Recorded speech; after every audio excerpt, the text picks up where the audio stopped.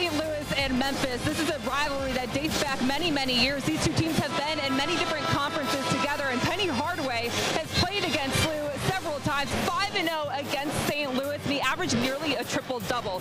22 points, 10 rebounds, and 6 assists, filling up the stat sheet in a lot of different ways. And today at shoot-around, he showed Amani Bates those stats, and Amani said, "When did you do this?" And Penny Hardaway said, "Those games are what made me a lottery pick." He sends Amani Bates his stats a lot just to motivate him. Amani will take whatever he can get. News for the Tigers to start this season. Penny Hardaway got a phone call this morning to tell him that Chandler Lawson is eligible to play this season. The junior forward transfer from Oregon over the spring. He has been a full participant in practice and team activities leading up to game day, and he is available to play today. Penny Hardaway says that's good for this team. He has experience in the Pac-12 playing against some of the top college basketball teams in the country. He has NCAA tournament experience as well, and he thinks that'll be key for some of the young guys who have the early season nerves. He won't have that. We also just learned Jonathan Lawson, his brother, and Sam Onu are not dressed. They are redshirting this season. Penny, there was a point in that half where you held them scoreless for 6 minutes. What were you guys doing defensively that you want to see the rest of the game? Well, we were putting pressure on. Been a lot made up about this team with you and Amani Bates. To put on a Tigers uniform for the first time and play in your first college game, what was it like? It was exciting. It was very exciting. A lot of emotions. Also a very highly anticipated season for this team. What do you think you guys showed today? How versatile we are defensively. Smith off the block, and it's over. Free ball opportunity for Memphis. They run the outside. Crescenzo dug up. And Crescenzo solo blocks Rachel Wolf. What a rally.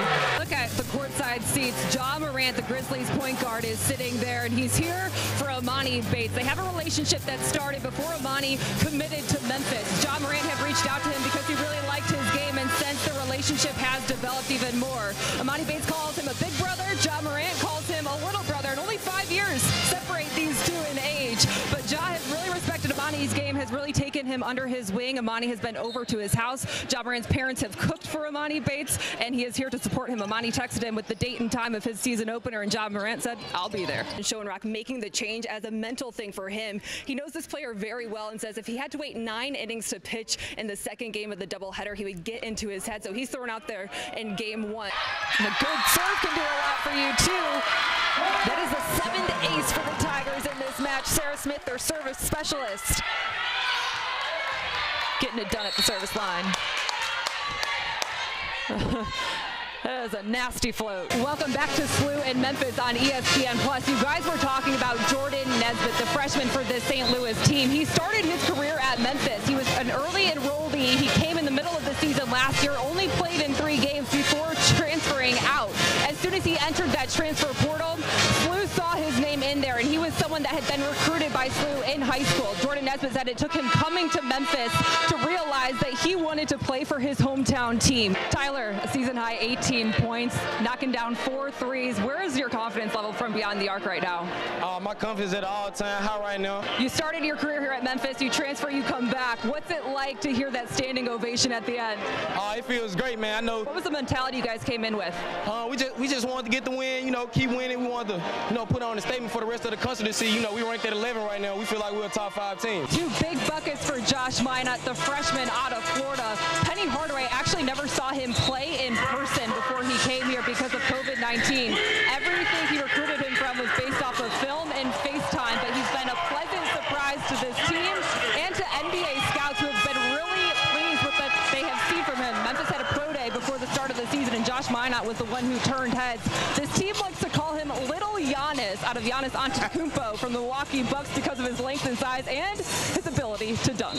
You guys were talking about Billy Mole and his young team that he has and how he's excited for the future. I was talking to Coach Schoenrock about just being a young team in general, and he said with the 2020 draft and how it was only 5 rounds, there's about 1,500 players in college baseball right now that would actually be in the big leagues, but they're instead in college baseball, and they are much older, and that gap gap between when you're 22 years old to 23 years old. Your body changes a lot, so it's a really hard year to have a young team. These two teams making the most out of it. What a perfect way to spend a Wednesday afternoon. We have some women's college volleyball. It's the American on ESPN Plus, and a matchup between the SMU Mustangs and the Memphis Tigers. Hello and welcome into the Larry Finch Center on the University of Memphis campus. I'm Cassie Carlson alongside Jeff Brightwell. And Jeff, two teams looking for some momentum to continue for SMU. They've won 3 in a row, and for Memphis, they're coming off a loss, but they took a very good Cincinnati team to 5 sets. What are your keys to the game?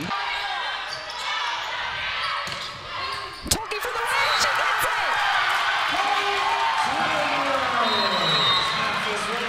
Memphis pulls off an upset in 4 sets, 30-28 in set 4 to win this 3 sets to 1. You've got to love the fight that you saw from this Memphis team this afternoon. Toki, 16 kills, hitting 222, her 3rd straight double-double. Maya Smith, 15 kills, hitting 323, 4 blocks. Everything on offense was looking really nice for Memphis. Dagenais did a really good job of setting his team up with a really hard non-conference schedule, although he said he would never do it again. Brutal. But they played teams that are perennial powerhouses in women's college volleyball. Penn State, Clemson, South Carolina, Florida State, Georgia Tech, Georgia, Miami. And they hung with a lot of those teams. And while it was hard on them because they lost some of those, which is clear in their record, at the end of the day, it showed that they can stick with some of these best teams. And you look at their RPI, 28th in the country. Right.